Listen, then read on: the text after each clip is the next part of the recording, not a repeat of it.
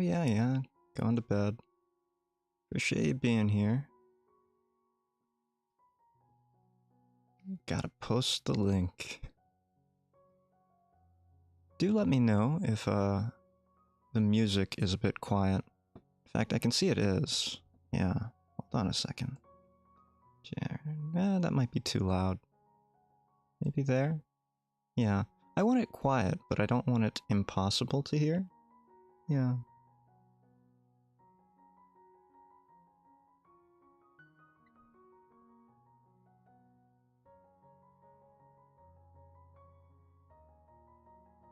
I always find it strange that you people find this place before I even hit live. Like, am I that predictable? I didn't even post the link yet.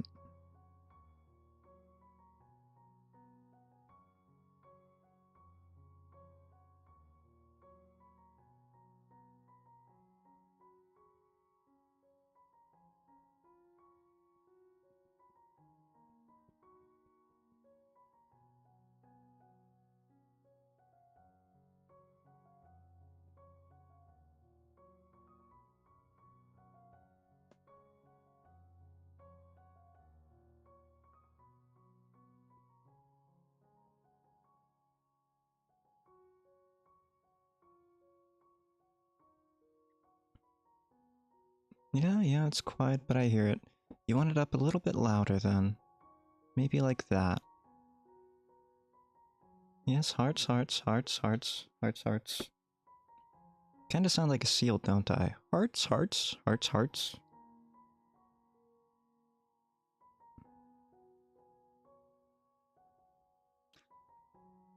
Yes. Okay. Very good. Okay, the music should not be playing there. Okay, now it's playing again. I don't know why I found that so funny. I don't know why either. No. Okay. So, we're gonna bring this up now. Hey there. Hi there. Hyde here. Back for another Zatsu-Sweeper. Because I am incredibly lazy, right? Yeah, Hyde's lazy. It's not that he has a bunch of holiday stuff to deal with. Yeah, thanks for the seal emoji. Fantastic. I'm gonna be honest here, right? Like, I haven't really...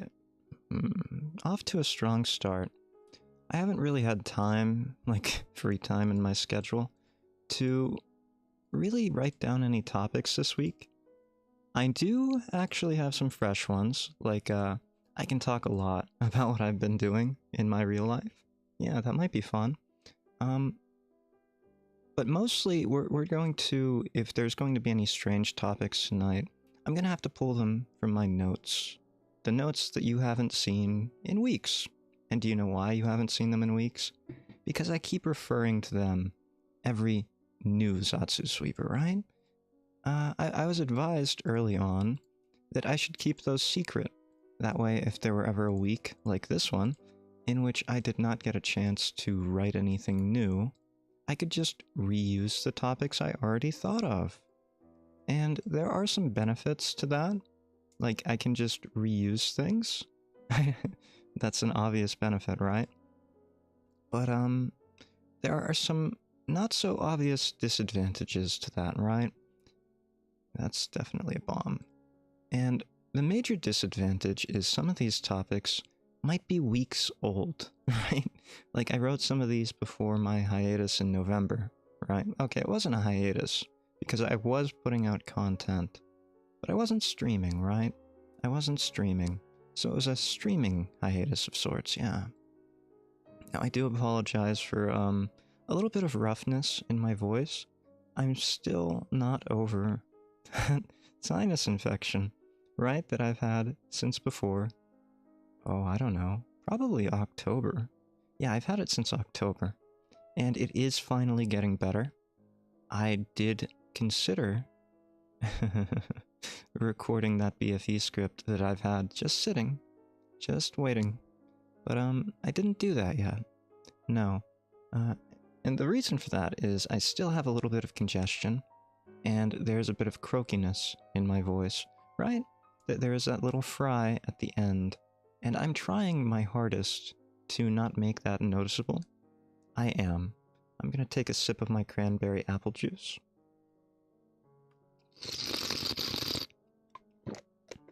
And then we're gonna get really started into this, yeah.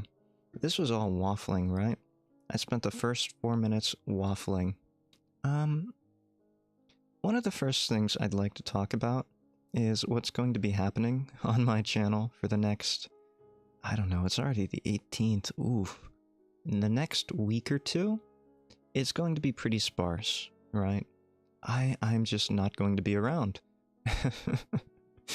As you probably know, there are some holidays coming up, right?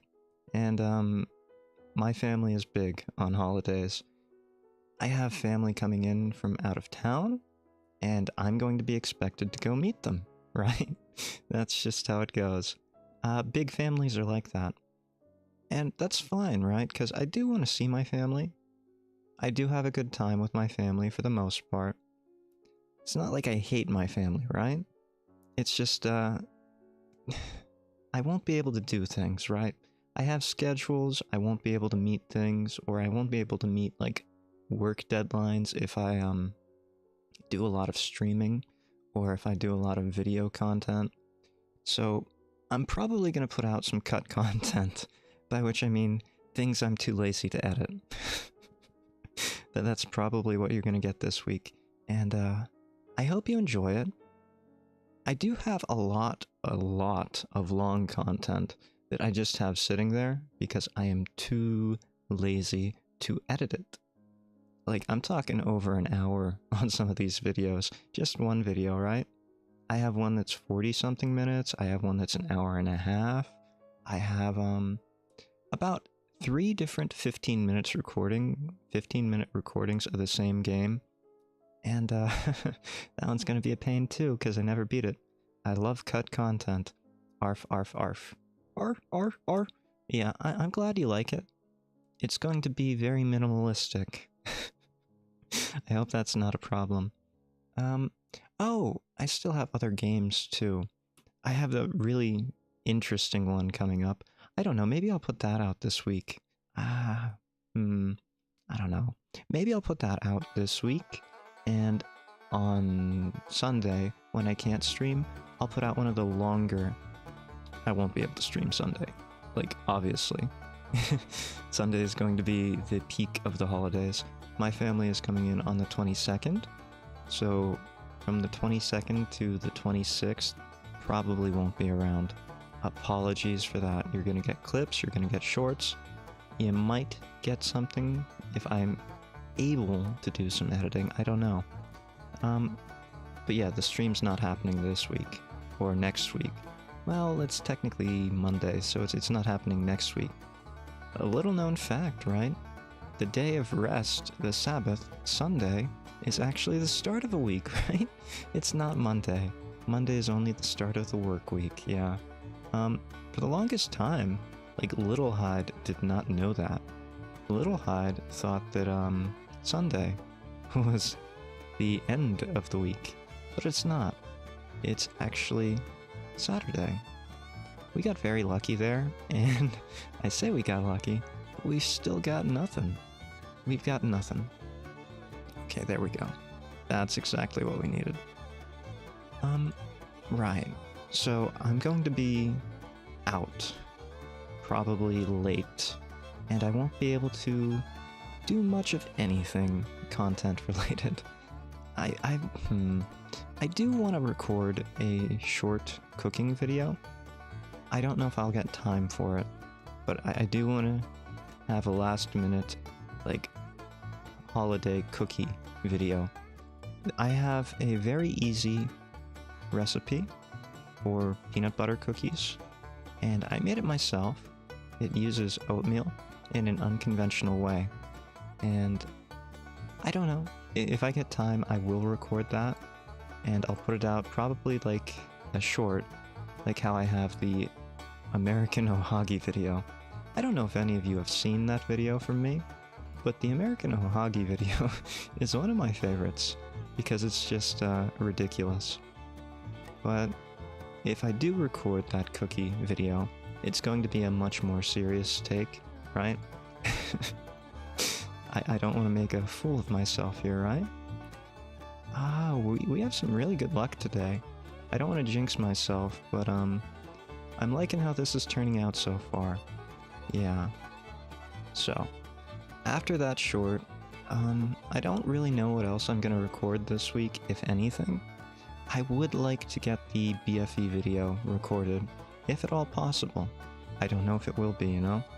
It's gonna really depend on whether or not, very nice, my voice can actually recover. If I keep congested like I am, I don't know, I'll probably wait until after the New Year's. Because again, after the 26th, I'm going to have a couple days, probably 2, maybe 3, and then I'm gonna have to do it again, right? For the New Year. Because New Year's Eve, we're probably gonna have to see family again, yeah. Yeah, that's just how it happens. And, again, it's nice seeing family, and it's nice having them come into town, because some of them live very far away, and I don't always get to see them.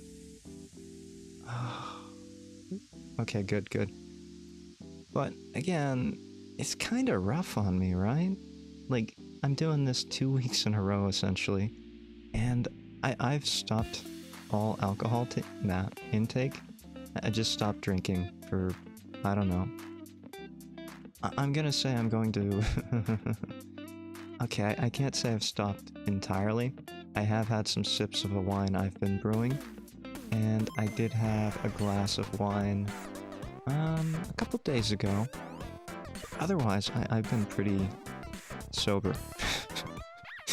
And I've been pretty sober for too long, probably. Not that I'm an alcoholic, I only have like a glass of wine with my dinner or after dinner. You know, after I work, then I make dinner, and then I have a glass of wine. That's the usual routine, right? And I know, doctors do not recommend any amount of drinking anymore, but I do think there's something to be said about de-stressing after work. I think stress is probably one of the worst things for the human body, and I'm not a doctor, so don't take your advice from me. Music is getting a little loud. Thank you for letting me know. I did worry about that. Some of these songs are worrisome, right? They're mixed inconsistently. Is that better for the music? I should mention, I do not listen to the music while I'm streaming. I rarely do have any of the audio up, right? And that's just a habit of mine. I prefer to not have the distraction of music in my ears. Yeah. Reduced alcohol intake is always a good thing. Also, sup, Hyde. Hi, Paul. Again, thank you for the audio check. I hope this is better. Not much. We haven't really started the Zatsu yet. I've just been discussing what's going to be going down on my channel the next week or so. Probably 2 weeks, in fact. Yeah. So back to the alcohol comment, right? Like, it's not like I'm being healthier. I'm not. What it is I'm going to be probably drinking pretty heavily during the holidays. Because that's what the family does when they get together. And, I don't know if I could survive it if I didn't join in, you know? It's one of those things. Yeah, this might have been better as a Jekyll stream. Hyde's actually in a pretty good mood, right? Aside from his congestion, it's been a pretty good week, yeah. Had a pretty good time. But, yeah, I'm probably going to be abusing my liver during the holidays. And I thought maybe it should give, or I should give it a little bit of a break in between, well, now and then, really. I don't think we're going to be probably doing anything too festive or jolly until at least, I'm hoping, the 23rd. but I probably will have to go have dinner with them on the 22nd, which is an inconvenience. R.I.P. Yeah, yeah, that's how the liver is going to feel. R.I.P. liver. um, it's interesting, right? Like the liver. It's one of the most abused organs of the human body, and it's amazing how much you can live with a reduced functioning liver. Mine's fine, don't worry. I'm just saying, you got like all those extra lobes of the liver, right? Yeah, it really is an amazing organ. All the filtration it does, all the toxins it builds up, the scarring, the cirrhosis. It's not great. Like, it's not ideal to do that. And I would recommend that anyone who is thinking about drinking probably should not drink, right? Like, do not start if you haven't. That's just common sense these days. Yeah, like in the old days, when Hyde was a young man, they used to say a glass of wine a day was good for the heart. But really, it's not. There are increased cancer risks and cardiovascular disease of some sort, I think. But what doesn't cause cardiovascular disease these days? And some of you may know that Hyde is a smoker. He smokes tobacco. It's not cigarettes. He has never tried a cigarette. I don't know if any of you have seen the cigarette poetry stream that I did. Probably not. But that was one of my favorite streams. And yeah, I discussed the same things, so I'll only go over it briefly. I don't really enjoy the smell of cigarettes. I don't. Like, I lived with that smell. Everyone in my family, and I have a big family, smoked at one point in their life. Cigarettes, or otherwise, really. I didn't like smoking, or I didn't like the smell of cigarettes, but I did like the smell of my grandfather's pipe tobacco, and I did love the smell of cigars. So that's what I fell into. When I turned 18, I'm giving something away there. A lot of people don't realize this, but there was a recent change to the age at which people could buy tobacco products here in the United States. Federally, it was raised from 18 to 21. Pretty recently, too. Like, sometime in my lifetime, apparently, right? And, yeah, I was actually one of the better behaved of my family, because I did wait until I was 18 to smoke. I don't recommend smoking either. Like, there are very few things that smoking is good for. There are a couple, or it's inconclusive if there are a couple. Give me a second to take a sip here. Cran apple. Really a good choice, cran apple. One of my favorites. Okay, so for a while there was some inconclusive evidence regarding, say, tobacco smoking and IBS. So there was a study, I think in 2020, I'd have to look it up, that had a pretty strong correlation between non-smokers and the incidence of IBS. And that's concerning, because there's no causal link for that we've identified yet, to my knowledge. Maybe I'm just smoking to prevent IBS in myself, right? Like it's preventative medicine. Probably not. Probably not, voices in my head, right? I do have a family history of, huh. The music is probably too low again, huh? Yeah. I gotta keep an eye on that. Okay. So I do have a family history of things like IBS and irritable, or, what's the other one? Crohn's disease? Yeah. Things like that in my family. Luckily, I have not had that, or I've never been diagnosed with it. Probably should see doctors more often. Not gonna happen, though. I still haven't gone to a doctor about this, ongoing nasal congestion, this sinus infection, right? Yeah, that's fine.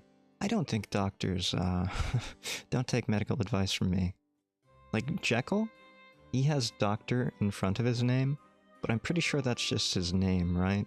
Like, his first name is Dr. period. He doesn't have a doctorate in anything, he just named himself Doctor.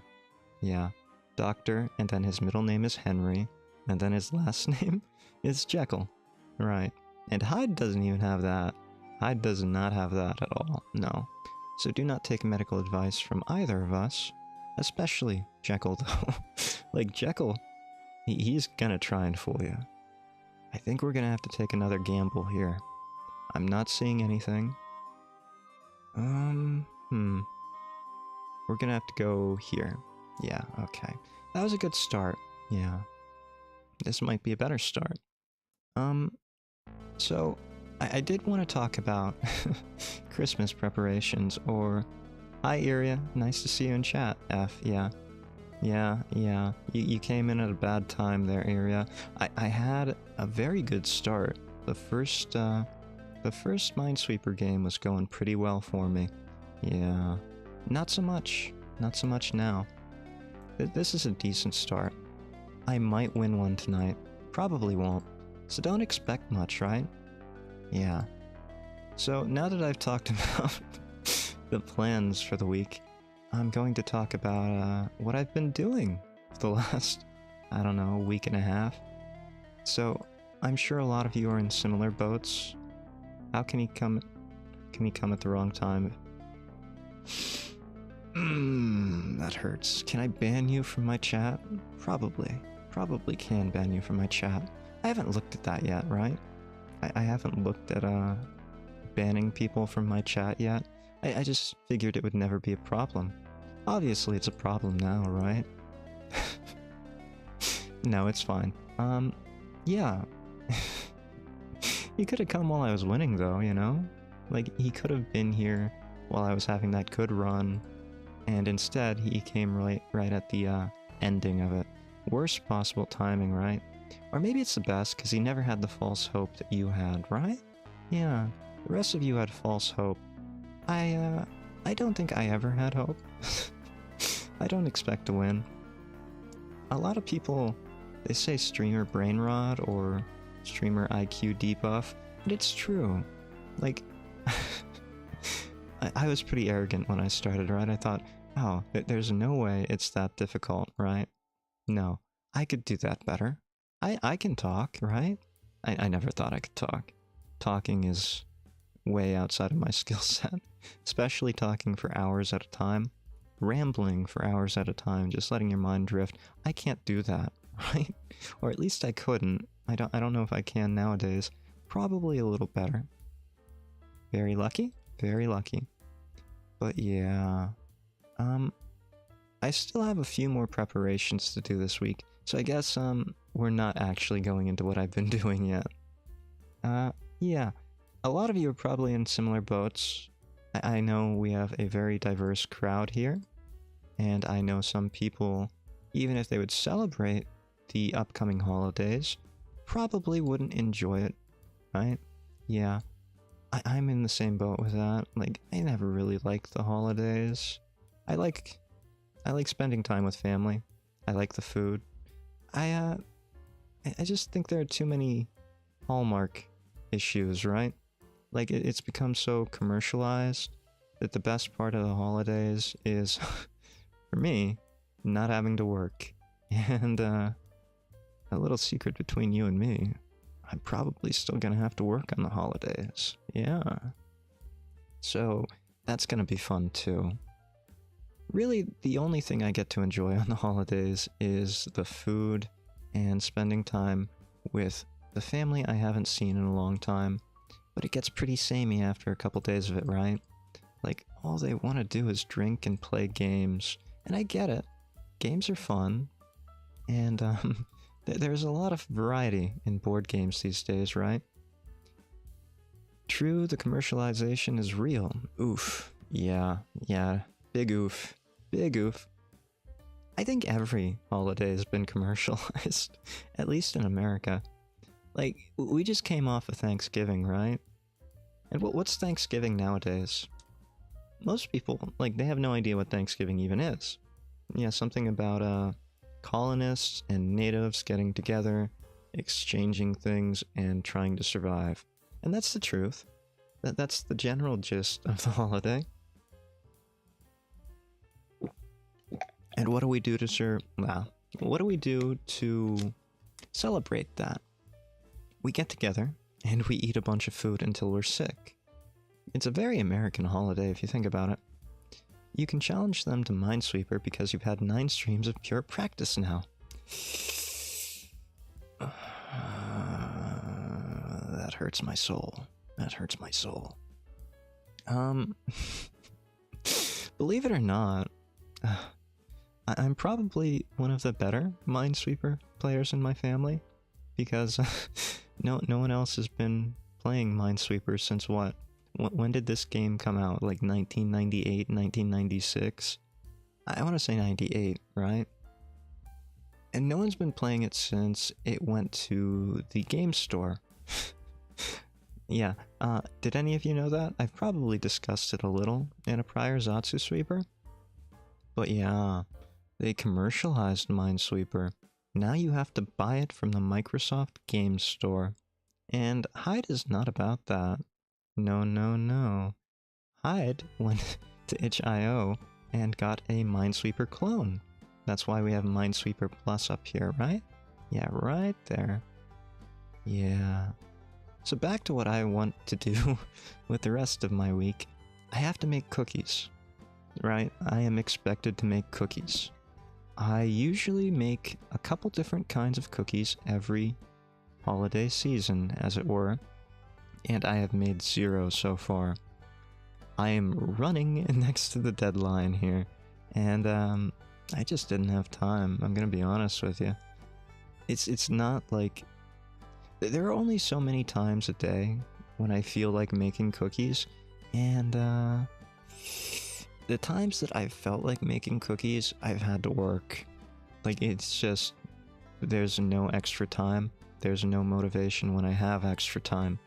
It's one of those situations, you know? It's very tough finding the motivation to do it. Very good, very good. Not so great, not so great. I think we're gonna die here. Like, this is a very good run, but it is what it is. Looking forward to that cookie making short vid if you go through with it. Thank you. I hope I do. Like, I hope... The thing is... I am going to be making cookies. But recording making cookies is going to be an extra step, right? Like, not only do I have to record, I have to make sure the lighting is okay. It's not going to be perfect. It's not going to be great. I have to be very careful, too. Like, I am very concerned about showing my hands, right?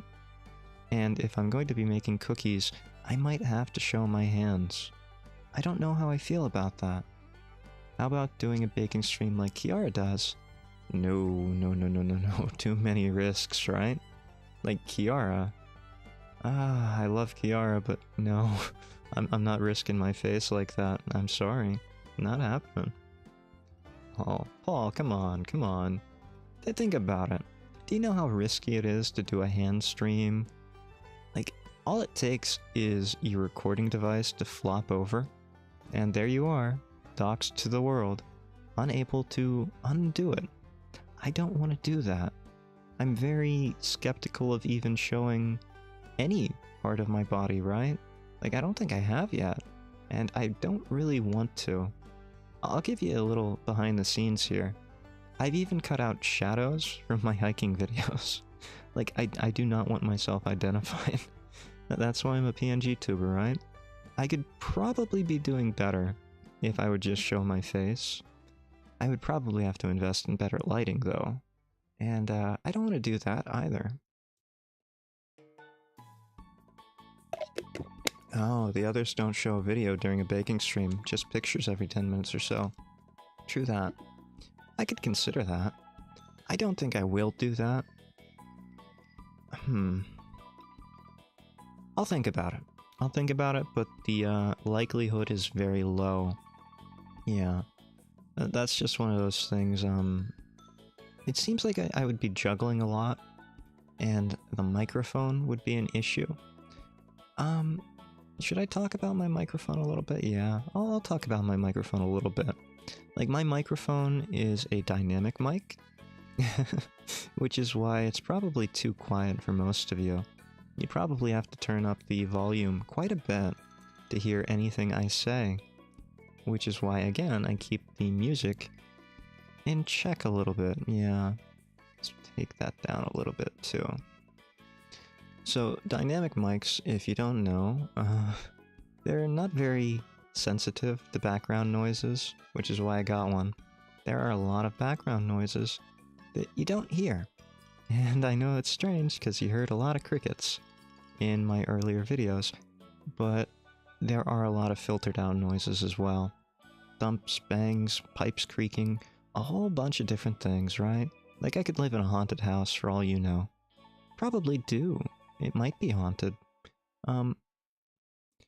So it wouldn't really be effective for something like walking around a kitchen while I was baking.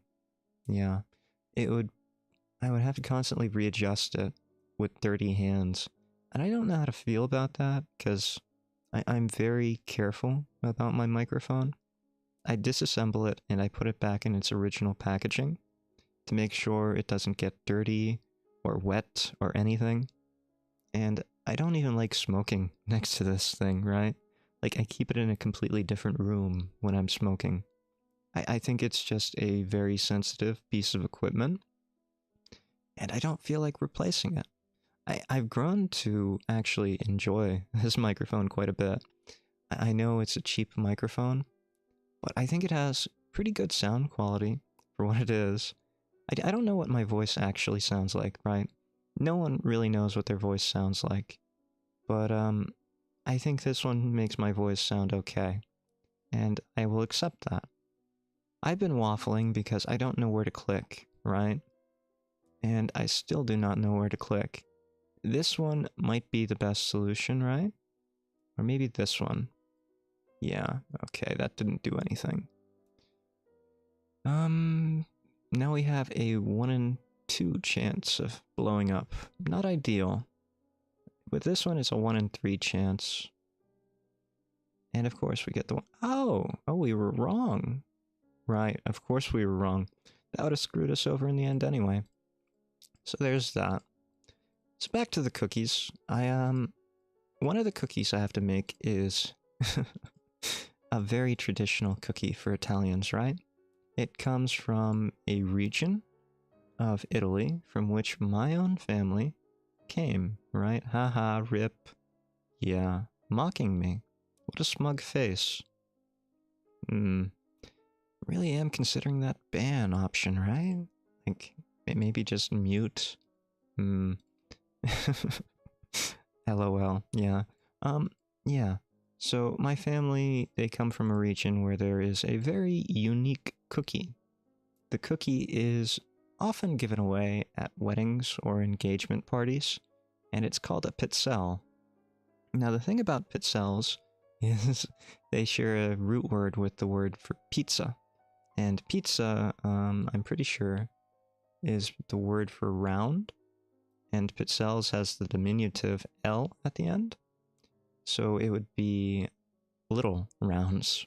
So these cookies are little rounds. I don't think they're very little. I think that might be a misnomer. They're actually pretty big for cookies. But they're very thin. They're wafer-thin cookies. And they're cooked on something a bit like a waffle iron, right? Which I know a lot about because I like to waffle around, right? Yeah, I can waffle like the best of them, you know? Yeah, I've got the best waffling skills. Look at me waffle. Look at him go, he's waffling.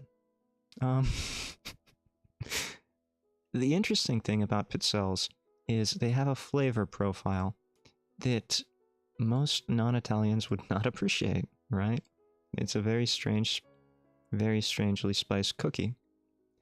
The pun. Thank you. I think puns are the highest form of humor. Yeah. A lot of people, they might disagree with me, but that's fine too. We're all entitled to have different senses of humor, right? A lot of people say I don't have any sense of humor. And that's true too. I might not. Ah, delicious. I'm gonna be very sad when I'm running out of this juice, you know? Yeah. Probably gonna have to buy more. Wait a second. Yeah, that's fine. So the flavor profile of a typical Pitzel is star anise, right? Star anise. So it tastes a bit like licorice. I know that's a very strange sounding cookie, but there are... I'm very uncertain about this, but I think there are some Scandinavian cookies that are flavored with licorice or star anise or anything like that. Or aniseed or fennel.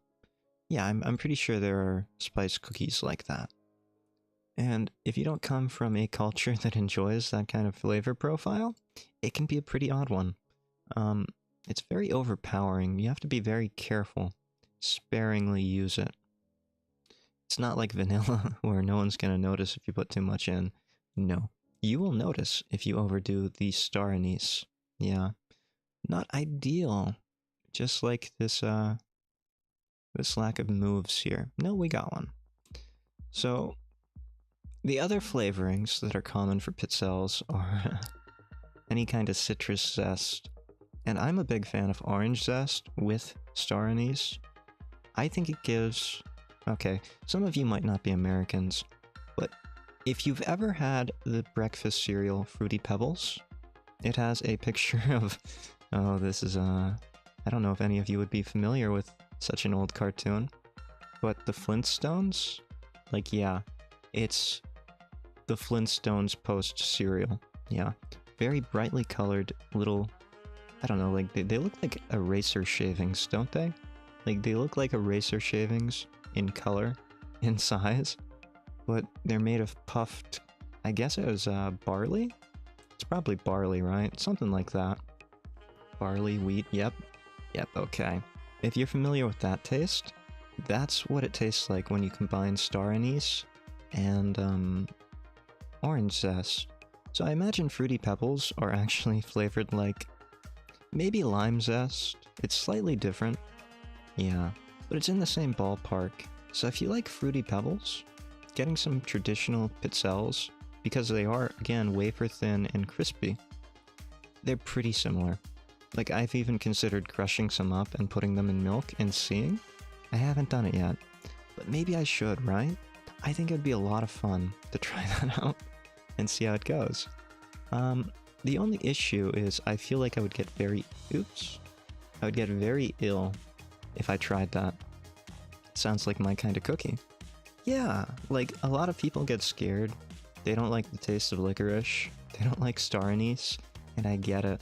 I really do. It is a very overpowering flavor, but if you temper it with a good bit of orange zest, I think you can get into a decent ballpark for flavor profiles, yeah.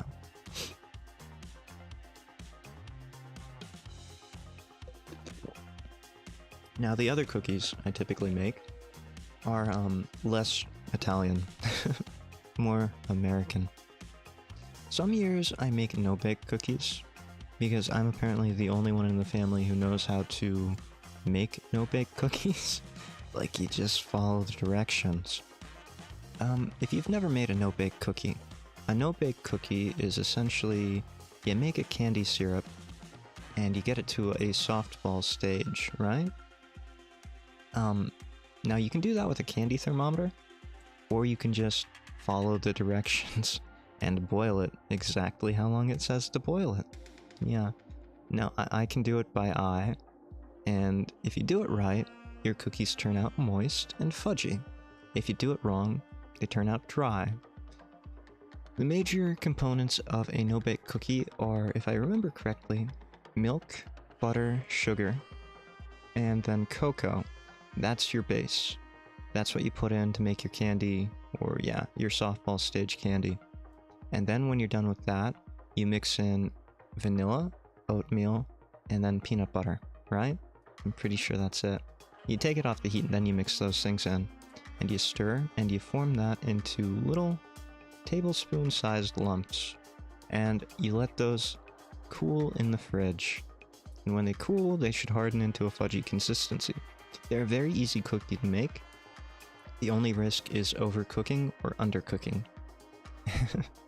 And somehow, everyone else in my family just overcooks them until they become very dry and very crumbly. So, yeah, I'm usually the one who has to make those if I decide to. Recently, I've been working on the cookie that I intend to make the short about. The oatmeal peanut butter cookie, right? It's a very simple cookie recipe. It's one bowl. I love making it because it's one bowl, right? Because I make every cookie by hand. I know a lot of people, they don't really like to make things by hand, but if I have the choice, I will always make something by hand. I don't think there's a taste difference for most of the things. Like, I do think there is a difference if you're going to use a food processor for something like a pie crust. I prefer a pastry blender, and I bet none of you even know what a pastry blender is. It's essentially kind of like a brass knuckle kind of looking thing, but it has wires across instead of like knuckles, and then you just cut. You cut the cold butter into the flour. Yeah, and I can understand if you want to use a food processor, you might not heat things up as quickly. Sounds like my kind of cookie. I have a pastry blender though. I use it. Okay. Look at that. I was not expecting anyone to know what a pastry blender was in chat. No offense.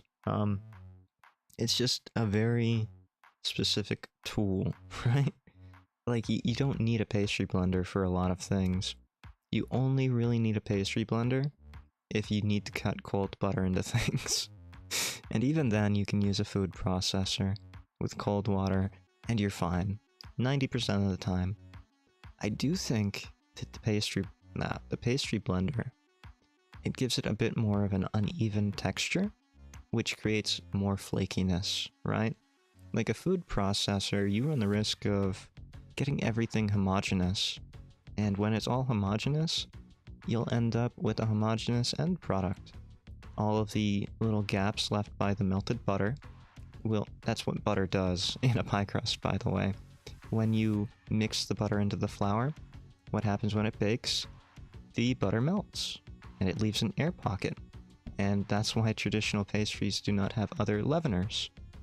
Leaveners being something to add air. And common leaveners would be yeast, or baking soda, or baking powder. Yeah, those would be the common ones. But there are other ones like pearl ash, I guess, if you're Victorian. Yeah, there were a bunch of chemical leaveners, but before that, it was either egg, or butter, or yeast. Those were your leaveners. And I'm sure you've all seen a meringue, right? You can get a lot of air into an egg white if you're careful. You've got to be very careful with egg whites. It's useful for making pie dough. Yes, a pastry blender is great for making pie dough. It's great for making any kind of dough that requires, again, cutting cold butter into flour or grain. So, I don't know what else I would use it for. Like, there are puff pastries that you don't need to cut the butter. You can just fold the pastry after rolling it, right? I don't really like those, though. Like, it's a lot of work to get such a flaky pastry. It really is just better to buy it if you can. And luckily, most supermarkets, you can buy puff pastry frozen. That's one of the few things I will not make myself. I will make my own phyllo dough, no problem. Like, if I'm making baklava, I will definitely make my own phyllo dough. But I will not make my own puff pastry. There are just too many problems with it. It's too easy to get the butter too warm. And if you get the butter too warm, yeah, I know, I was just talking about preferring to do things by hand. And I typically do. I really do. But puff pastry? Mm-mm. Not happening. Let me take a sip here.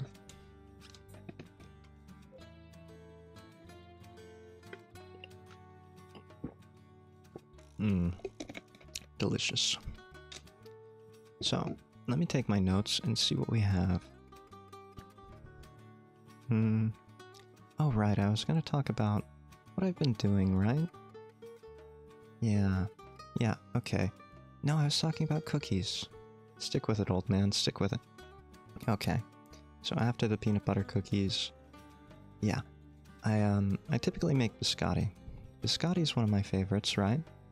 Yeah, I like biscotti. We're gonna click on one of these. Yeah, okay. My favorite biscotti is a simple biscotti. Almonds, right? You gotta have almonds in a biscotti. But a lot of people, they like almond paste. I'm not a big fan of almond paste. You gotta shave that stuff, right? Yeah. It's not really a paste so much as it is a block of wax.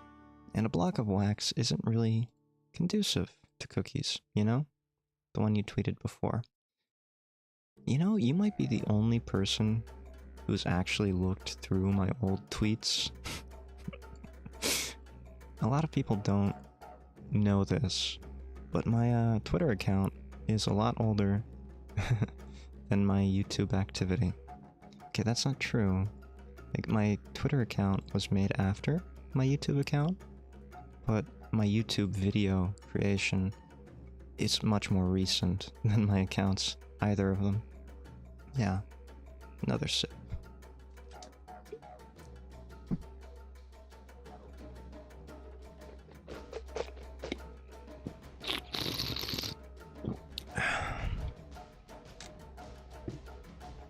Now I have to go look.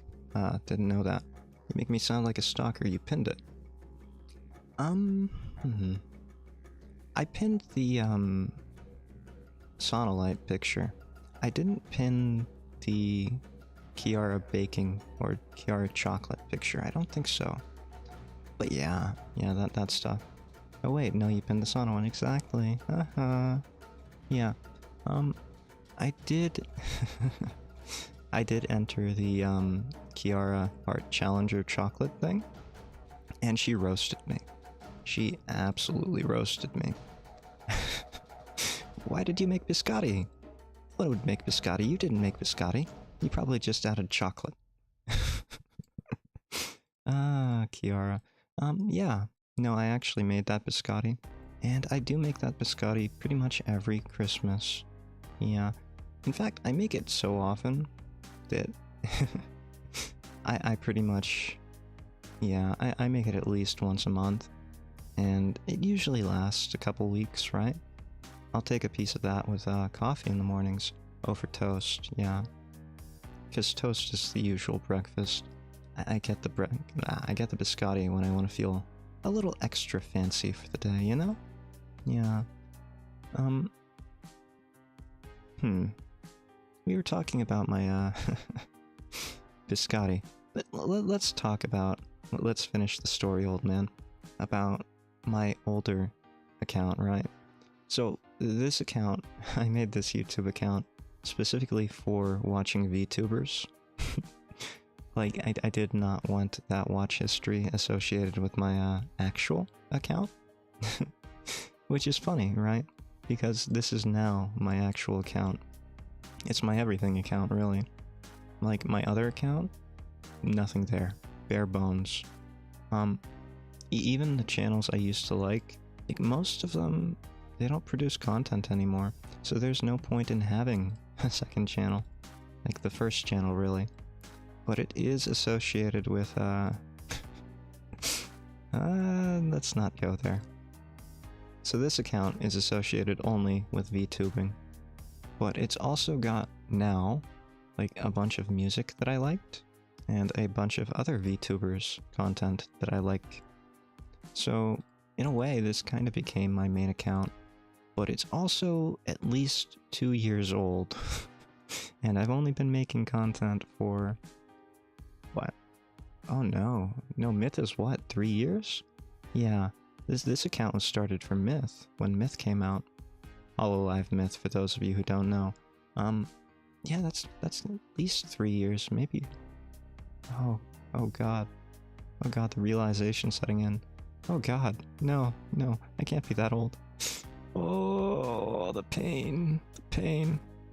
Yeah, okay. Yeesh. Okay, it's a lot older than I thought. Myth came out way earlier than I thought. But I did do a lot of the challenges for the Hololive Myth girls.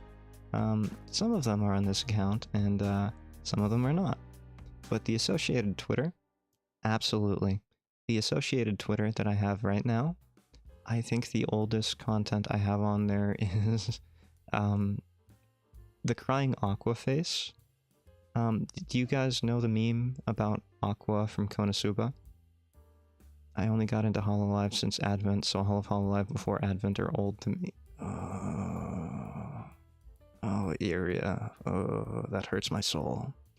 Paul. Yep. Okay, thankfully someone knows the Aqua face. So the Aqua face, I did an early edit of Kiara as Aqua, and I'm not proud of it, but I thought it was funny at the time, right? And I did post that, and I shared it, and it's still there. I haven't taken it down or anything. I think it's still funny. The only real, thing after Art Challenger that I got noticed by Senpai for was I made a sonolite. I baked a bread dog. In fact, I baked 2 bread dogs. Did it twice. The second time, it was less cute. But the first time, Sana herself, or whoever was running her social media account, liked the tweet of me baking a bread dog. And it's really sad, actually, because I made it for, I think it was her birthday. And shortly after her birthday, she announced her graduation, right? Which was... that was a kick in the head, right? I felt very... I don't know. A little broken up, but a little happy, right? Because I knew she would be happier. And that's always for the best when the person's happier, right? Man, yeah. And then, yeah. She and Ame did a bread rating stream, I think, shortly after that. So I made a second sonolite, although I don't think it got included in the stream itself. So, I don't know. It is what it is. I got noticed for the first one, and I have considered, pinning that tweet to my account just for the clout, but then I thought, do I really want to do that just for the clout? Probably not. I don't need to grow that much, right? Probably not. Sad face. It's fine, it's fine. Wherever Sana is right now, I think she's happier, right? I think that's fine. You know, people move on in life. And as long as they're happy, I can't really fault them for doing it, right? That happens to everyone eventually, right? Everyone graduates. And there will be a time period when... Okay, so a lot of us are probably streamers in chat. There will be a time when some of us graduate. And it's fine. We can stay in touch if you want to stay in touch. You know how to get a hold of me if you do. Just send me a DM. It won't be that tough. It's not like I'm gonna delete an account on Twitter that has my one Oshi noticing me. No thank you. This is gonna stay forever. This Twitter account at least. And I don't think I would ever delete my channel either. Again. No, that was close. This is my new main account. I have become Edward Hyde. There is no getting the Hyde out of who I am. I am going to forever be Hyde, you know? That hurts my soul. That really hurts my soul.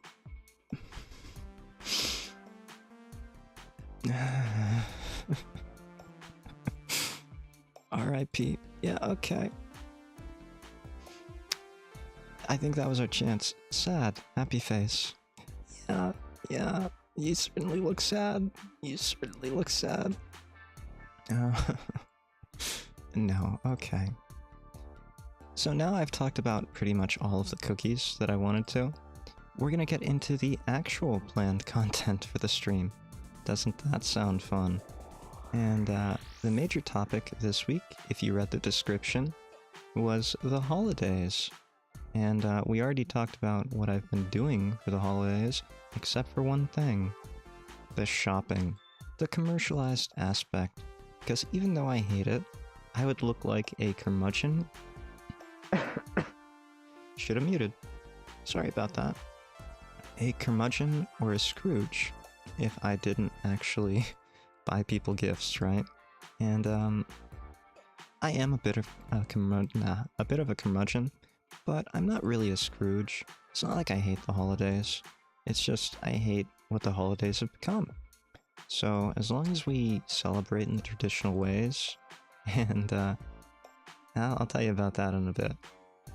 As long as we celebrate in the traditional ways as well, I'm more than happy to compromise, yeah. And I typically do. So, I went out probably 2 weeks ago, maybe a week and a half, I don't remember. I went outside, as I am loath to do. And I went shopping in an actual, shopping area. Like with buildings. Not a mall. It doesn't count as a mall. It was a shopping complex or plaza. The kind that are along highways and you gotta drive from one end to the other to get to every little store you have to go to. Do you like receiving presents from family? I do not. I do not like receiving presents at all. I think presents are an obligation, and I'd rather not. Like, if it were me, I would rather the holiday not have presents at all, unless the presents were food. Like, food is the one exception. I would accept presents of food at any point. Yeah. Food is always nice. Yeah, like good food. Not like, I don't mean like going to McDonald's and having a cheeseburger kind of food. I mean like, oh, look at this, fried bacala. Fried bacala. Okay, well, we're gonna talk about that. Like, screw the presents for now. We're going back to the traditional stuff.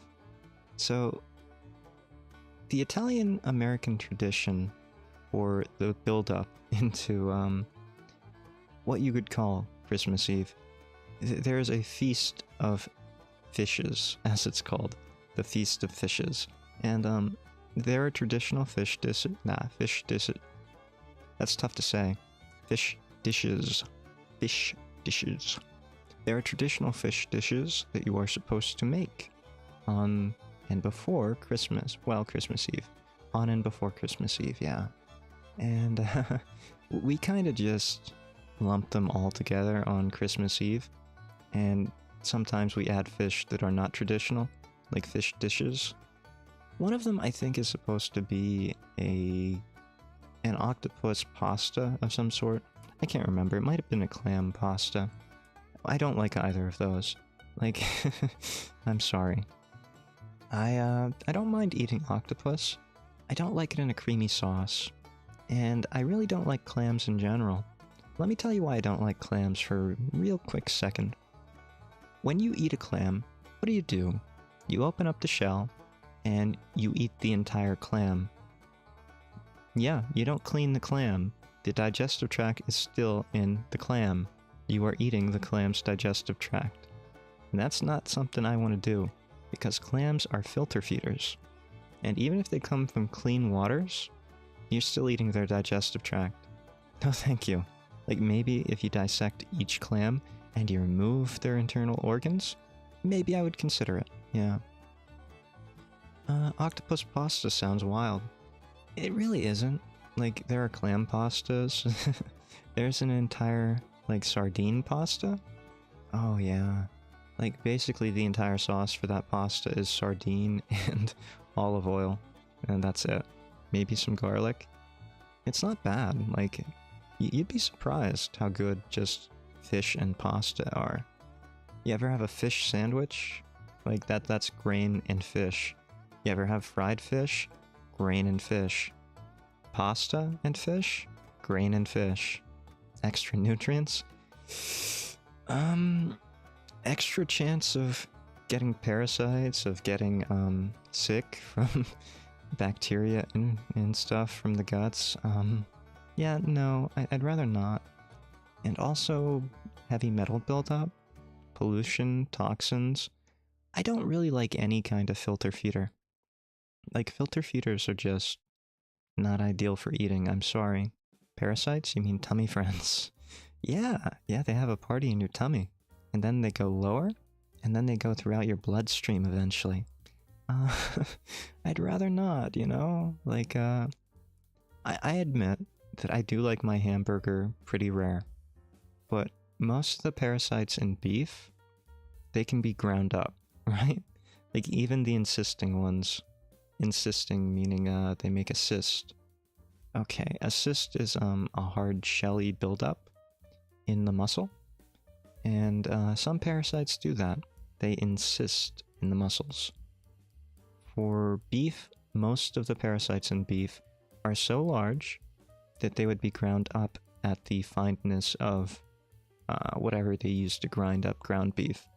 So you can eat rare hamburger. And that's perfectly fine except for the foodborne illnesses.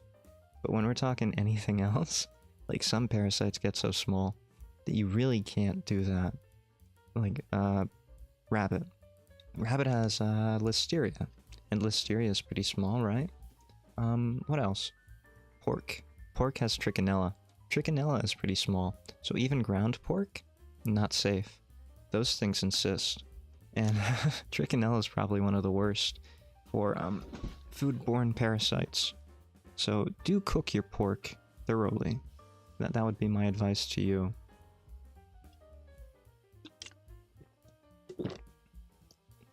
Sounds like a fun Saturday morning? I don't know about that. Like, sounds like a fun couple of months of taking parasite medication. And here's the neat thing about most parasite medications. They're horrible for the body. Like, most parasite medications are either pure poison, or they are something that stops the replication of parasites until they die. And anything that would stop the replication of a parasite might also target the replication of your own cells. Not ideal. Really not. Yeah, okay. You saw me waffling, you knew. You knew, I was there. How did I get onto the topic of parasites exactly? I thought I was talking about Christmas. Oh, fish, okay, fish. So, I don't know if I'm going to go and buy bacala this year, but bacala is a salted cod fillet. Or sometimes you get the whole cod. The whole cod's a lot more expensive, and it really takes a lot longer to process. So most of the time you're going to find fillets. And even a salted cod fillet, they're pretty big. Like, they're usually at least 3 to 4 feet. And they've been salted, so their moisture content is next to nothing. Sorry for coughing again. Yeah, that's the post-nasal drip. Fun stuff. So, it's really interesting how much water you can take out of a cod when you salt them. But it's also really interesting how much water you can put back into them. Because the first thing you need to do when preparing bacala is you need to put it in fresh water. And you need to change that water for, I don't know, at least 24 hours, depending on how thick, maybe 48 to 72 hours. Now, the best bacala, apologies for kicking that, the best bacala, I think, is probably around 36 hours. It's still very salty at that point, so you don't have to add any salt to whatever you're doing with it, which is nice, right? You're not being wasteful with the salt. And I know salt's like really abundant, But that doesn't mean you can be wasteful with it, right? Like, there are people in the world who do not get enough salt. This is a horrible start. But typically what I do with baklava, when I buy it, is I will, of course, soak it.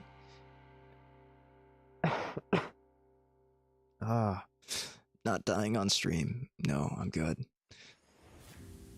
And the music's back again. Good. Okay, we're gonna lower that. So I will soak it, and then I will dry it off, because drying it makes it a lot easier to cook. And I will batter it. So fried baklava. Ooh. Now, the traditional batter typically calls for eggs and yeast.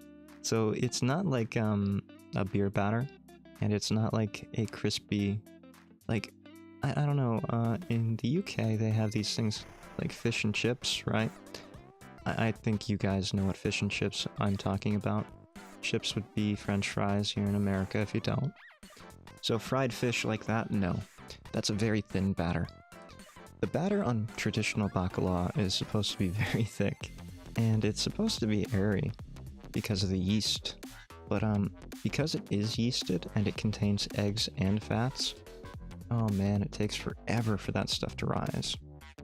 So you've got to wait for probably at least a couple hours after preparing the batter, just before you dip those dried off cod pieces into the batter, and then you fry it immediately.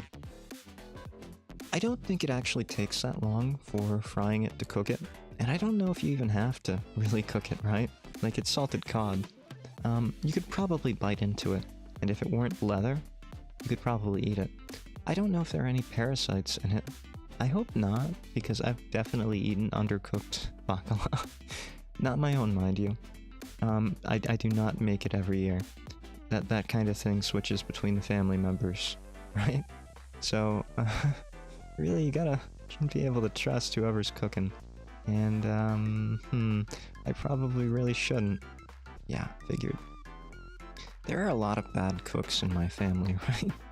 Like, I've heard cooking skips a generation, like skills with cooking. My grandfather, on my mother's side, wonderful cook. I really shouldn't say much more than that, but, he was a wonderful cook. And my mother, bless her heart, that's a southern phrase, Southern America. Not like South America, but Southern USA. Bless her heart. She could not cook. She didn't burn water, which is something I have seen before, if you include tea. I have seen someone scorch a pan trying to make tea, but no, my mother wasn't that bad, but she wasn't a great cook either. And that's fine, like, you don't have to be a great cook. You can have other skills. But, yeah, that's why I had to learn how to cook, you know? It was very strange for me to learn how to cook, right?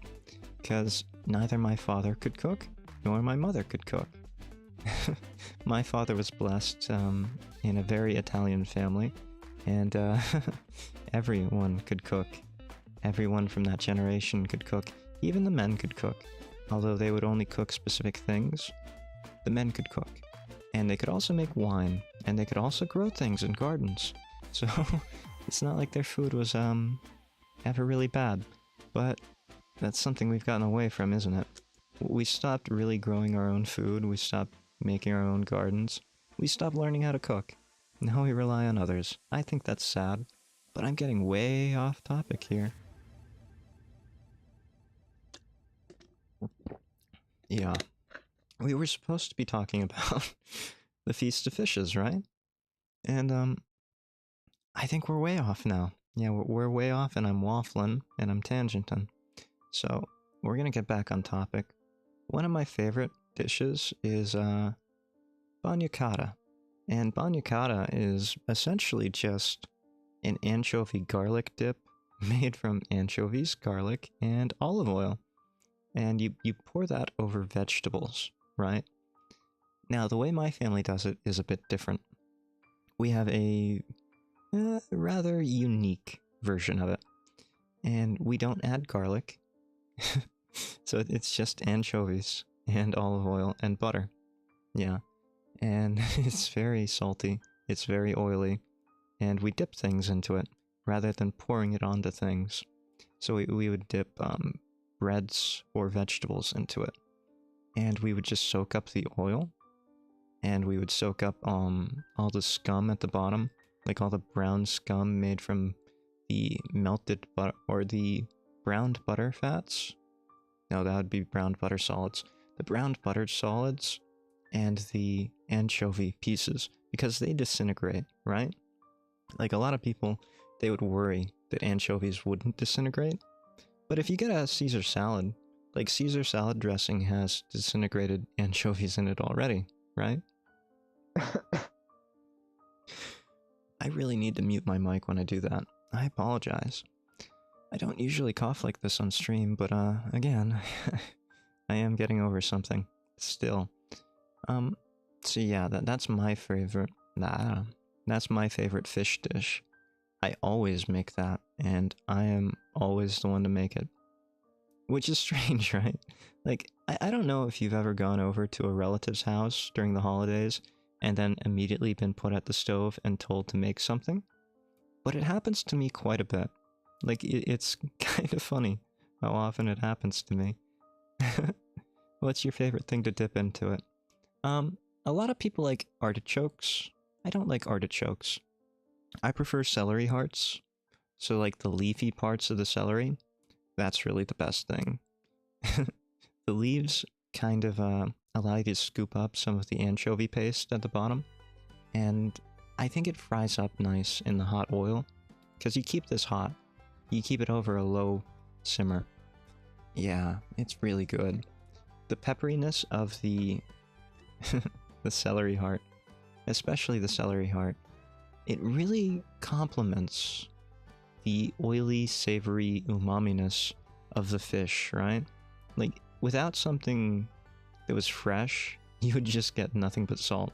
And I've done that before. Like, if you want nothing but salt, say you're drinking, and you want something really salty. The best thing for that, a nice piece of crusty bread, right? A nice piece of crusty bread, you scoop some of that anchovy stuff up. Oh yeah, that goes nice with a drink, you know?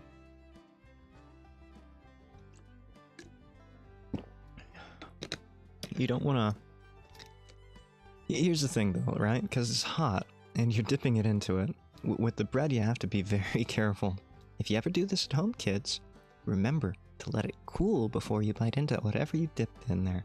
Yeah, otherwise you burn your roof of your mouth, your tongue. Then you're not tasting anything for the rest of the night. Been there, done that, do it every year, still gonna do it this year. Yeah. Now, a lot of people find the next one less traditional, but I think it really depends, because this is more of an American-Italian thing, right? So it's Americanized. The next one would be shrimp scampi. Now, I do know we have an Australian in the audience, or we had one, and I will say this, shrimp are not prawns. No, shrimp and prawns are different. Shrimp are smaller, and I think they have fewer leg sets. I'd have to look into it. Yeah, but I do know they're different. Yeah, different number of legs, I'm sure of it. I don't remember which one has fewer or more, but one of them has fewer legs. So, yeah, shrimp on the Barbie's fine, right? Yeah, shrimp on the Barbie. Now, if you've never made shrimp scampi, it's ridiculously easy. I'm not a big fan of shrimp, but I do like shrimp po' boys. This is just turning into a food stream, isn't it? 1 second. I muted it that time. There we go. So, it's not like I'm opposed to shrimp in general. It's just a very iffy kind of thing. But shrimp scampi is like one of the easiest dishes you can make. If you want to impress someone, yeah, get some frozen deveined shrimp. Make sure they're deveined so you have it easy on yourself if you're doing this for the first time. Defrost them, and get some oil in a pan, heat it up. Then what you want to do is you want to take that oil and you just leave it as oil for now, right? You put the shrimp in, and here's the tip. You put the garlic in and then the butter in, right? Yeah, you don't want to burn your butter or your garlic. And that oil in the pan will save you from burning either. Because oil, like most oils in fact, have a higher smoke point than butter. So they will not burn as easily. And if you mix butter with oil, then you will have a higher smoke point, or the point at which you start burning things. And yeah, you just end up not burning things. And all you have to do at that point is move them around in the pan until they turn pink on one side. Because they really do have their own color change, right? That's the fantastic thing about shrimp. They tell you when they're done. And when the one side is done, you flip them over and you swirl them around in that nice buttery, garlicky sauce. And when that side turns pink, a little before really, you can overcook them like this, but I don't think most people would care. It's still impressive, right? Yeah. So once the other side is mostly pink, you can take it off the heat. And you can leave it in the pan if you want to let it rest, but make sure it's cooked through if you are going to let it rest to finish. You really should, but you don't have to. Like, most people will not notice the difference between a properly cooked shrimp and a slightly improperly cooked shrimp. Then you can put a little bit of salt over that. Yeah, you transfer it into a different bowl. Like a shallow dish works best for shrimp scampi. That way you, well, some people like the shrimp scampi to be soaked in the sauce, as it were. I don't. I like it drier. So I usually use a shallow dish and then I sprinkle salt over the top. I think that's the best way to do it. But to each their own, right? Like, if you want a really buttery shrimp scampi, then yeah, make a higher dish, higher walled, not shallow. Make it stack, yeah, just stack it up. So something like a cup. Get yourself a cup of shrimp scampi.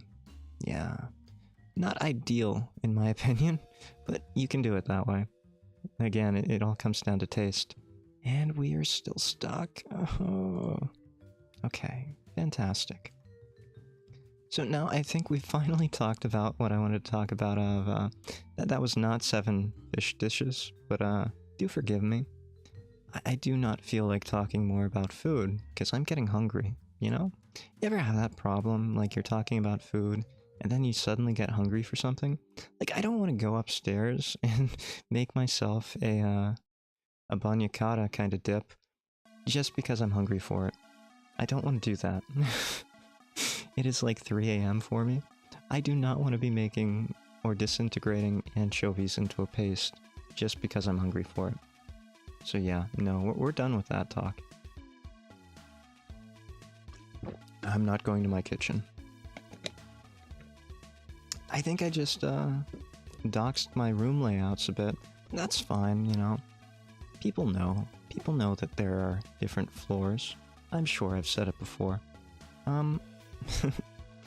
Maybe. We're still stuck. We have not unstuck ourselves. And yes, I know unstuck is not a word. It is now.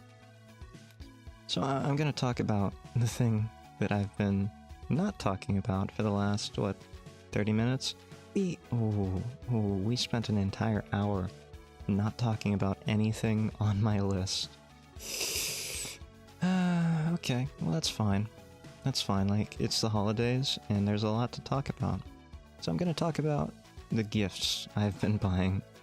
Oh, actually I did talk about going to the shopping plazas, didn't I? Yeah, I've been to the shopping plazas. I do not like shopping in person. Like, I don't know if you people like shopping in person, but it's something stressful during the holidays, isn't it? Like, I would rather just buy everything online if I could. Unfortunately, I can't. Some people like specific things that you can't get online. Oh, you have to go to a specialty store for this one. Yeah, okay, thanks a lot. Or, I want this specific brand, and Amazon doesn't sell that brand. Yeah. I guess I could go to other places than Amazon, and I have before, like I've shopped at other places. They're not as reliable. Like, say what you want about Bezos, say what you want about Amazon killing businesses, their shipping is usually reliable. And that's more than I ever got going to the direct manufacturers. Like, I've bought things from manufacturers online, and sometimes the shipping is just unreliable. Like, the product never shows up, and they don't do anything about it, and then you have to complain at them. It's awful, because it takes weeks for anything to happen. And I could have just gone out to the store to buy it in that time. As much as I hate going out to the stores during the holidays, it's really a pain. I like shopping in person, but I don't like interacting with people. And any retail store feels like it was designed by and for extroverts. I think most shopping... No, okay. Let me rephrase that. I think most social structures are designed for extroverts. If you're not an extrovert, and if you are not something that you would call the normative human, then it really isn't designed for you. Society is designed for the average, right?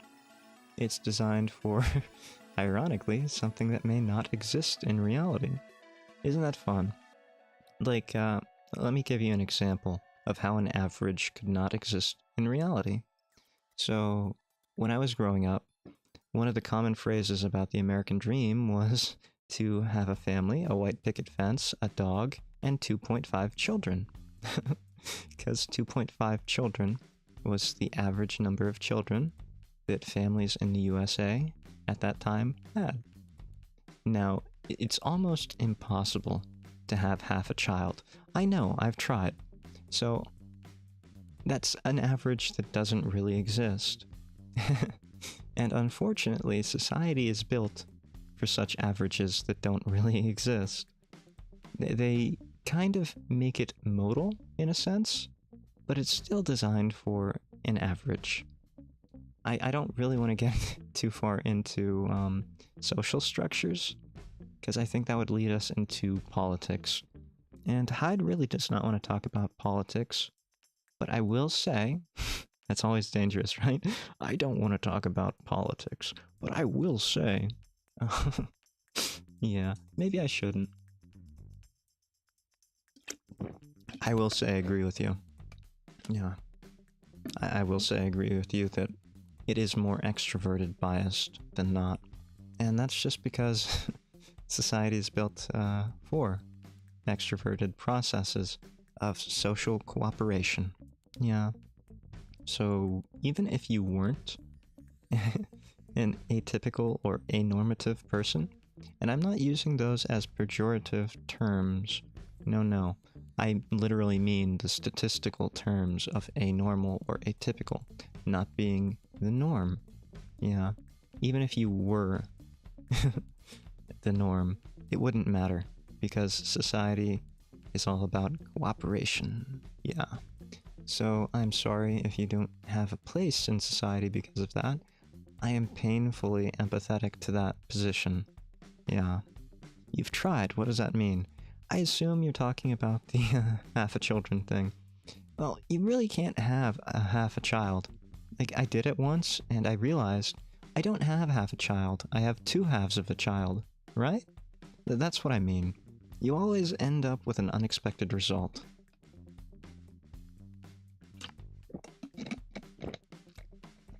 Yeah. We're gonna take a gamble here. And we lost. Have I ever won on a gamble? I don't think so. I don't think I've won on a gamble yet. So there were some things that I ironically could not buy in the stores, right? Like a lot of the things I could buy in stores, but there were a couple gifts that were giving me a lot of trouble. And it was mostly because they were sold out things, right? Like, it's ironic. Like, one of my nieces, she wanted the strangest thing for Christmas this year. She specifically asked for Takis. And I don't know if you have talkies where you are. They're pretty new here in the States, especially around here. They're not from here, you know? And they're essentially tortillas that have been fried, rolled, and covered in a spice powder. And, yeah, it was hard finding them. It wasn't that there weren't any stores selling them, but for whatever reason, I guess maybe the novelty of them actually existing here, they were sold out wherever I went. So I had to order Takis online from Amazon. And it's like, where are you going in life that you are ordering Takis online from Amazon to give to your niece for Christmas? You know what I'm saying? Like, that never crossed my mind. I never thought I would end up doing that. And there I was, doing it. And then I had problems buying gifts for some of my nephews. Like, they're at that age, right? Where I just don't know how to relate to them. They're not quite at the trendy skibbity toilet meme stage. Like, they're past that a little bit. But they're also not quite adults. So I don't know, like, is a book on something going to be interesting to them? Or do they still expect toys? And I really don't want to be the kind of uncle who gives them a book and, like, that's it. You get a book and enjoy. That's your Christmas present. No. I don't want to be that kind of uncle. I don't think that's what... Like, they might still have some of that Christmas magic. Or some of that Christmas hope. I don't think they believe in Santa Claus anymore. Sorry if you still do. But, I loved getting books. So did I! Like... Look, I understand some people love books. I loved books, too. I still collect books. Like, I have physical bookshelves with physical books.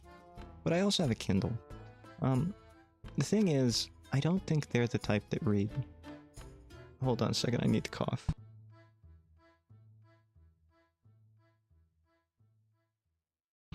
Sorry about that. I don't think they're the type that read. Like, the one, he would rather play Minecraft, right? He's kind of a gamer. Yeah, let's go with a gamer. And the other, he's... he is, how do I say this nicely? He likes American football. He likes playing American football. Yeah, he's one of those. A normie. No, he's alright, like, for being a normie. It's just, I don't know what to get a normie for Christmas. I could probably get the one a book and he would be fine. But the other one? And then here's the thing, like, they're the same family. So if I get one something, and I get the other one something different, there's gonna be complaints, right? Like, being siblings, there are going to be complaints. I know, I've been there. I've had siblings, and, you gotta get them the same thing. Otherwise, they're not gonna share. At Iria, they must have good taste. I like books, but I didn't like what they used... Oh. Yeah. Like, I'll admit, I have given... This is gonna sound horrible. Like, I have given books for holidays before to my nieces and nephews, and they have been on topics that I liked. So I've given them things like, the North American Audubon Society's book on, I don't know, fossils, book on trees, book on... you name it. Like, they were scientific books, or at least they were introductory scientific books. And I don't know if they enjoyed them, but I think they will when they get older. I hope so. And, yeah, I think those are probably better than self-help books, or, yeah, any kind of that kind of text. And I'm sorry about being vague for it. I really don't want to talk about that topic either.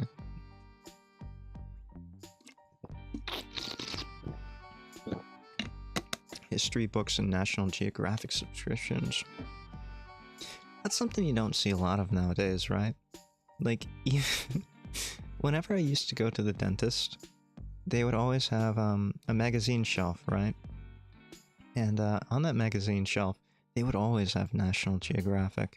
And I would always go for the National Geographic when I could. Because National Geographic Fantastic. Very introductory level for what it is, but I think that's best for, like, topics that you know nothing about.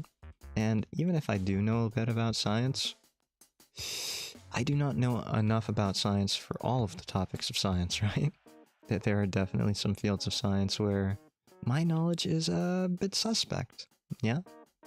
I think we saw that last stream when Jekyll came out to play, maybe? And, yeah, there are some times where, well, it has been like 180 some years, or 100 and, let's say 60 years, because canonically I am, what, 188 years old? Yeah. So it's been quite a while since I learned thermodynamics, for example, or any kind of biology. Oh, 6. Ooh. I do not like 6s. So yeah, you gotta be careful with whatever, quote, knowledge, end quote, I express in the sciences. About the only thing you can reliably ask me about might be the geological sciences, and even that, maybe you shouldn't. I don't know how to at properly. Neat. Atlas books. I don't know anything about Atlas. I don't want to talk about atlases. Because everyone talks about the one book with Atlas in the title. Yeah, no. We're going back to... You can continue. I'm going to talk about... not atlases. I'm going to talk about dentistry.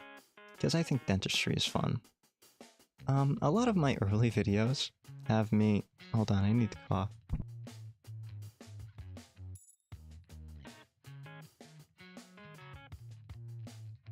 Sorry about that.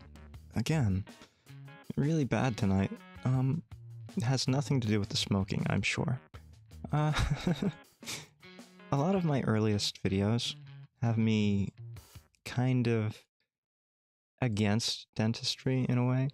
Like, it's not that I'm against dentistry, and I never have been.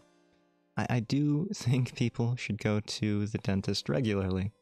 I think people should go to the dentist more regularly than they go to the doctors. But that might be a weird idiosyncratic kind of thing. We're gonna have problems here, yeah. So we're gonna take our gamble now. Very lucky. Did not do anything for us. So we're gonna take another gamble. Very lucky. That one actually did something for us. Yeah, I really do like dentists. They do a good job, right? Like, a lot of people don't realize how important the mouth is. The mouth is the first part of every digestive process. If you have poor dental health, yeah, you're gonna have a lot more problems than you think you have. And here's another thing that people don't think about. I'll address that later. Here's another thing people don't think about. The mouth is very close to the brain. Yes, I know. It seems pretty obvious when I say it. But consider that. The jaws are close to the brain. What happens when you get a bad tooth infection? Well, you could end up with an infection that could easily spread to the brain. And that's not good. That is not good. I had a brother. No, hold on. I have, excuse me, misspoke. I have a brother who had a bad tooth infection, and he let it go for, I don't know, a stupid amount of time. Say a month or two. And it almost got so bad that he could have had a brain infection. Yeah? Like, it was getting that far. It spread that far. Very strange. I didn't even know you could do that. But it can, apparently. Now, okay. Oh, wow. Yes, wow. Like, if you have a toothache, go to the dentist. Do not stop. Are you sure you're not getting worse? You just said you were getting better. Smiley face. You know, I love that smiley face. I use that smiley face all the time. And it feels really weird getting that used against me. I am getting better. Like, I don't have any congestion today, I woke up with congestion and a headache yesterday. It was awful. And then it became a runny nose. But after that, it did clear up in the afternoon, or what would be equivalent to my afternoon, and things got better. I could breathe, and I went to sleep, and I woke up, and I barely had any congestion. And I still barely have any congestion, so it's fine. Damn, that's scary. Yeah, you're probably talking about the brain infection thing. It is. I don't think, here's the thing. Like, most people probably would not be able to tolerate the pain of that bad of an infection for too long. I will give my brother the appropriate respect for walking around with the kind of pain of something that could be close to infecting his own brain. Yeah. So, I don't think most people would have to worry about that. They'd probably get it checked out sooner, rather than later. And, I certainly hope that you, anyone in the audience here, would get that checked out if you have a similar problem, right? Yeah. Do not be like... Yeah, okay, that's proper grammar. Do not be like Hyde here. That's improper grammar. Third person. And I guess there are three of me in here. Me, Clown, Hyde, and Jackal. But don't be like me, right? There we go. Don't be like me. Yeah, don't be like me. Go to the doctor when you need to go to the doctor. Go to the dentist when you need to go to the dentist. And probably go to the dentist more often than you go to the doctor. That's my advice. I am not a doctor, by the way, so do not take it. Why are there so many 4s? Do you see this garbage? There are too many 4s. Dentists are always suffering because my teeth are super sensitive, and when they stream cold air or water into my mouth, it makes me want to cry. Ah, yeah, sensitive teeth. Most people in my family have sensitive teeth. Some of them have teeth that sensitive, and what they do is they tell the dentist beforehand, and usually they will... Okay, here in America it might be different, but we have warm water as well. So we have warm water and warm air. Like, they're just cheap, so they don't really opt into the warm, because it takes money to heat things. So that they just, like, they default to cold water. But if you ask nicely, and you tell them, hey, I have really sensitive teeth, they typically do switch over to the warm for us, you know? They have definitely done that for me, and I know a couple other people in my family who do the same thing. We might not all have the same dentist, so yeah. I think that's pretty standard. Yeah, that has to be pretty standard, considering how many dentists there are. Yeah, I know of at least 3 dentists in my region, as it were. Yeah, I don't know how much I can say about this, but there are at least 3 dentists, and they all have a warm water function. So, hopefully you can ask. Hopefully that's a thing. They don't usually have that. I have it in my home and use it for my teeth, though. Oh, yeah. There goes the American talking about things that are, you know, luxuries in the world. I understand, and I apologize for, yeah, speaking like an American there. Like, I don't know what else to say. There are certain...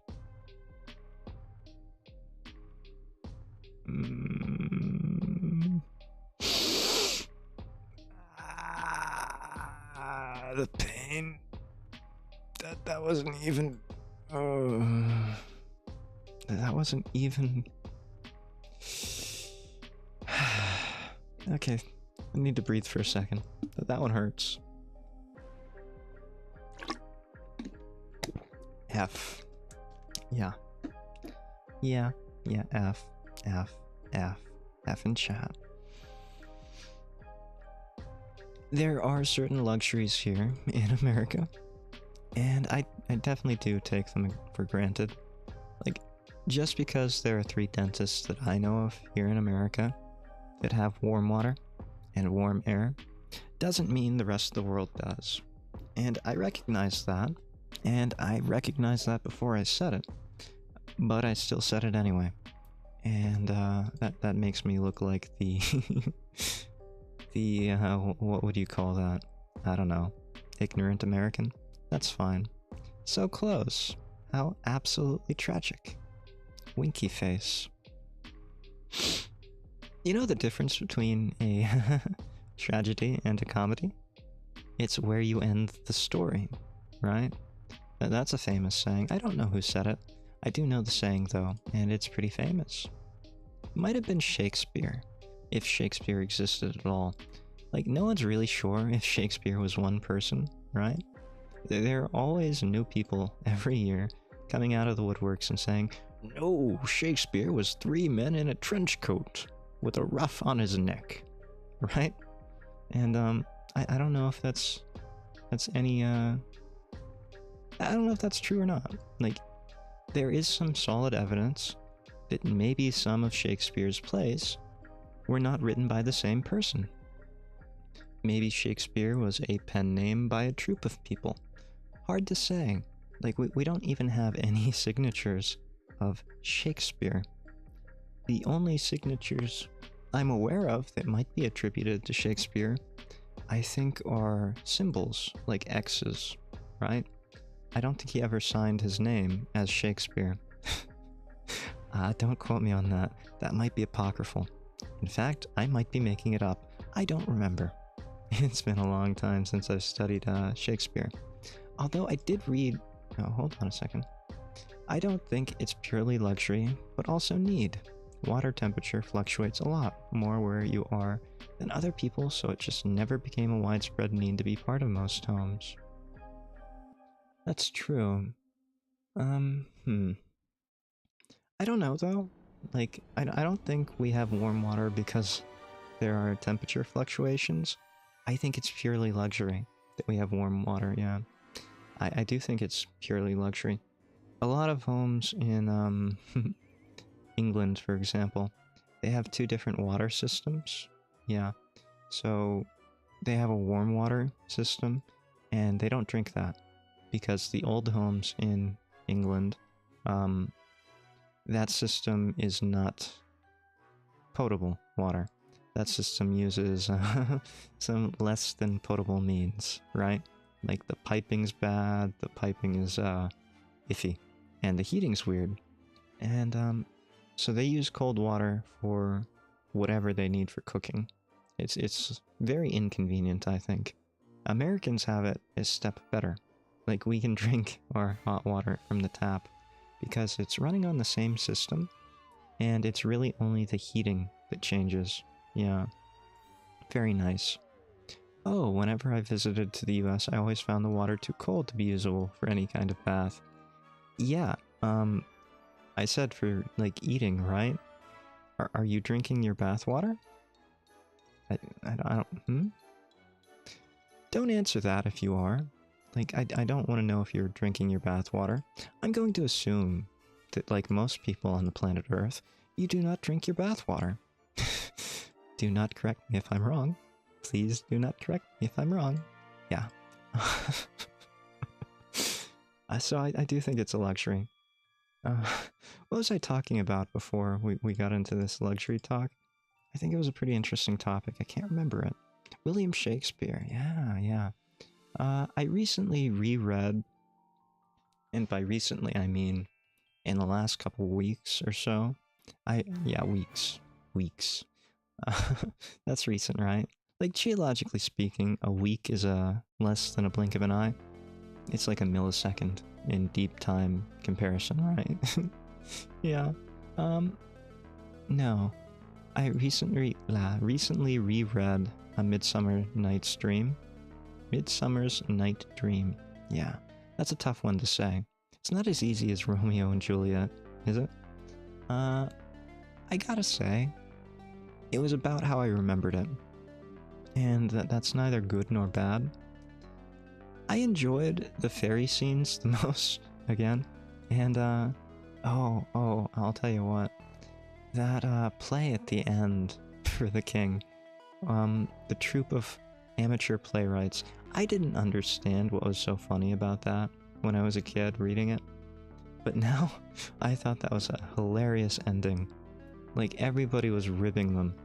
If you've never read the book, I don't want to spoil it. Or if you've never seen the play, I guess. Most people would probably watch it as a play before they read it as a book. I'm the weird one here, right? Reading Shakespeare's plays as a book. Yeah, aside from that, I do recommend it as a story. It's pretty great. And the ending is fantastic. It is a comedy because of how it ends, right? That was the point. Nah, I've read it first as well. Thankfully, okay. I don't feel so bad now. Like, I was worried that it was a bit weird. But, as long as someone else has done it, at least there are 2 of us, right? Yeah. Yeah, 2 is better than 0. But if that book had ended with, Titania and, what was his name? I probably shouldn't spoil it. I don't want to spoil a classic. I know. Everybody's probably read it. But Titania and the one troop member, if they would have ended that before everything got fixed, as it were, then it would have been a tragedy. And that truly emphasizes what it means for the only difference between being a comedy and a tragedy being where it ends. Not how it ends, but when it ends. Yeah. So when you end the story is probably more important than how you end the story. Yeah. Because there are really multiple endings to every story, aren't there? It really depends on what you want to say about it, right? Like, if you want to have a happy ending, then you're not going to write a tragedy, right? You've got to end it on a happy note. But if you want a tragic ending, then you can't end it on a happy note. Okay, there are, like, comedic tragedies out there where there is a bittersweet ending. And, I can't think of any off the top of my head, but I'm sure they exist. Yeah. Okay. I think this is going to be the last game because I'm petering out here, right? Like, I'm losing steam. I don't know if people know the expression petering out, but I am definitely doing that. Yeah, okay. So that's gonna be the end of it for us. We didn't get to any of my notes. Sorry. I'm still not used to talking for that long, especially for streaming, and I was talking like non-stop there. I do apologize for being a bit of a chatterbox, right? That's kind of what I expect people to want. Oops, you can see that I don't have a lower body. That's not ideal. No, that's not ideal. Yep, petering out indeed. Very much so. It's very unfortunate, right? Like, even my voice is giving out on me. Aurora Taurus, you read Sandman, based. Sandman has a Shakespeare chapter. I really like... Oh, okay. So they had a chapter based on the Midsummer Night's Dream. It's a very interesting play. It was very much a comedy. And, there's something for everybody, right? If you have a lower or more vulgar sense of humor. And vulgar here does not mean bad. It just means common, okay? I want to be very clear. Some people think that vulgar means bad or something. It doesn't. It just means more common. Or apt or applicable to the common person. Yeah. So it's not highbrow humor. But it also does have highbrow humor. Especially at the end. And, there are some things for everybody. If you have, any kind of taste in comedy, I highly recommend the story. Less note usage just means more topics for next time then. I'm never getting through these notes at this rate. Like, I keep adding to it. I never get through it. So there are topics here from months ago that probably, they're probably no longer applicable, and I don't remember why I wrote them. But they're there. So maybe someday, if I ever get truly stumped. This time I ended up talking about, like, magazine subscriptions in, in dentist offices. I don't think I would have ever talked about that. But it happened, so yeah, we do have more for next time. So you're saying never-ending Zatsus. Looking at my streaming history, like I have one stream in the last several months that was not a Zatsu. In fact, I only have one stream in the last several months that has not been a Zatsu-Sweeper. And that was the movie night stream, yeah. We might do some more of those eventually. But no, probably going to keep doing Zatsu-Sweepers. These streams are really easy for me, and I'm sorry for such low content as it is. I still do want to do game streams. It's just I haven't had time to find anything that would be the right length of time for a stream, and also the right ease for a stream. Aurora Taurus, same here. Morpheus and Death were my favorite characters. Thank you for streaming. I'm sorry for derailing you so much. It's fine. I'm happy to be derailed. Please feel free to derail me at any time. It's interesting to see where other people want my conversation to go, and I will definitely oblige as much as possible. Nah, they're not. That heart's in the way. They're not low content, they're much appreciated. I appreciate anyone who actually watches these things. I still find it weird, right? Like, I never expect anyone to watch, or to lurk, or to even interact, right? I'm just an old man rambling while playing Minesweeper. I do not expect people to watch. The fact that people still do blows my mind. Like, I don't know. I just don't know. I appreciate it every single time whenever I see anyone in my chat. It doesn't have to be, like, me seeing them. Like, anyone who's here, or comes here and says hi, I'm just amazed. I appreciate it all. And it's really not expected, and people don't have to be obligated to be here. Like, if you have something to do, and I know a lot of people do, considering it is December and the holidays are coming up, whichever holidays you might subscribe to.